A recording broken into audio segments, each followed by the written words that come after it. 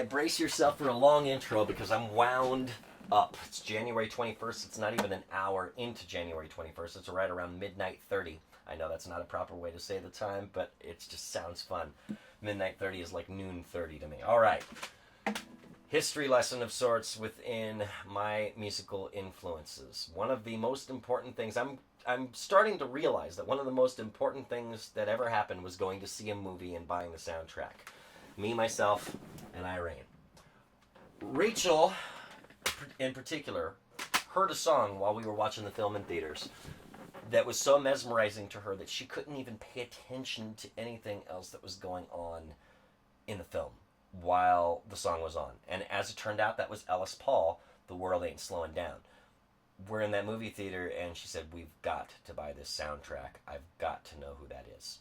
So we buy it, we find out about Ellis Paul, and he becomes one of our very favorite singer-songwriters in the history of singer-songwriters. We go to Seattle every year to see him from Spokane. It's about a 5-hour drive. We don't do that for just anyone. Ellis is that special. He is that amazing, and I highly recommend checking him out, first of all. So already, we go to see the movie. There's one of my major musical influences comes out of that. I made a list of my 120 favorite songs when my friend Pat asked me to, and we counted them down on a radio show. My number one favorite song of all time was Here She Is by Ellis Paul. All right, so had we not gone to see that movie, who knows if we would have ever heard him. Secondly, Steely Dan, one of my major musical influences. One of the reasons that I know how to play minor seventh chords, and the fact that I even know the name of them, is because I overuse them in my own songs. I love how they sound. And it was, I think it was When the Danger on the Rocks is Surely Past. I think it was Home at Last was one of the first songs that I learned, or tried to learn, where that minor seventh was essential to it. So, Steely Dan, how's that tie in? Well, half of the songs on the soundtrack are covers of Steely Dan songs. Exceptional ones at that, right? I knew of Steely Dan's greatest hits, but didn't really know about the album cuts. So, little by little, I start obtaining all of the albums made by Steely Dan, and again, not a bad song in the bunch, especially all the way through 1980s Gaucho. It's just stellar stuff. One of my major musical influences, again, partially can thank, whomever, thank the Farrelly brothers for making the movie, I guess, and everyone involved with that, because here was another major musical influence that came about as a result of that. But it gets more interesting. Well, I don't know about interesting, but, more of it ties into this film here. I have been obsessed for about the last week with an album called Skylarking by XTC. My friend Dennis introduced me to it.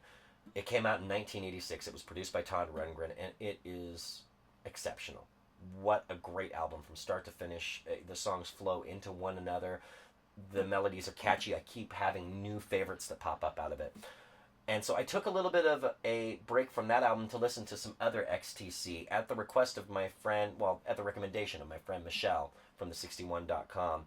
She recommended the album Apple Venus Part 1. She says that's her favorite one. So I started listening to it, and it was I liked the first song. It was cool. But then the second song starts playing, and I recognize it. I've heard this somewhere. Where have I heard it?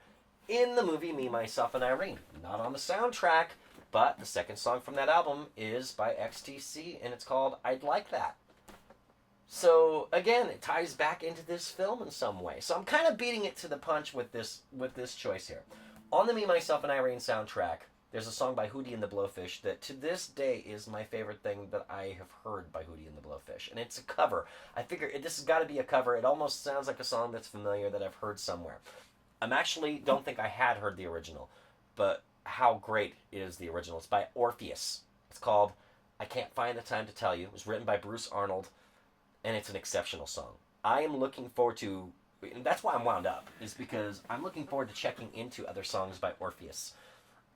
And if any of them are half as good as this, then I think I'm in for a treat. Maybe you will be too. If you aren't already familiar with the works of these artists, XTC, Ellis Paul, Steely Dan, and now Orpheus, I'd recommend you checking out those first three for sure. But the fourth one, I'm going to start checking into them as well, because the song is exceptional. All right. So, now that I've probably come up with the longest intro that I may ever have for a song, hopefully, for Acoustic Song a Day, I'm actually going to get down to business. This is I Can't Find the Time to Tell You. I'm basing it more off of Hootie and the Blowfish's cover of it, but it was originally by Orpheus.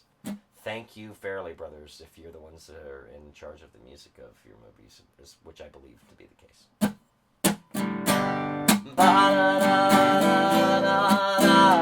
Can't find the time to tell you.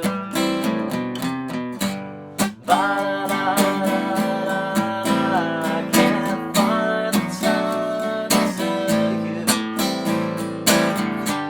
So many things to say. I could have put them in a book, read them in a book of 1,000 pages.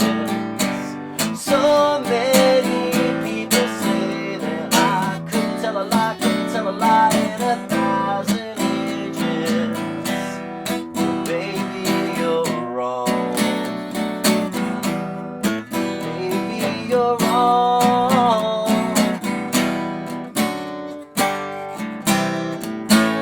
I can't find the time to tell you. I can't find the time to tell you. I look at your pretty face and I fall in love with you every time I see you. Nightgowns of regal lace that are falling to the ground in a mist around you.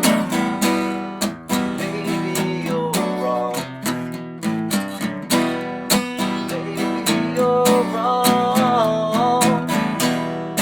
Baby, you're wrong. Baby, you're wrong. I can't find the time to tell you. I can't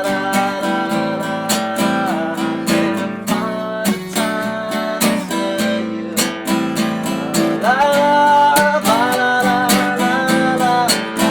I can't find the time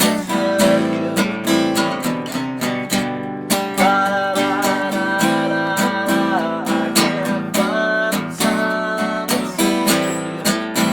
I can't find the time to tell you. I can't find the time to tell you. No, I can't find the time to tell you. So there you go. Big history lesson at the beginning. Hopefully a reasonably decent rendition of a great song that you might want to check into. Check into the Me, Myself, and Irene soundtrack.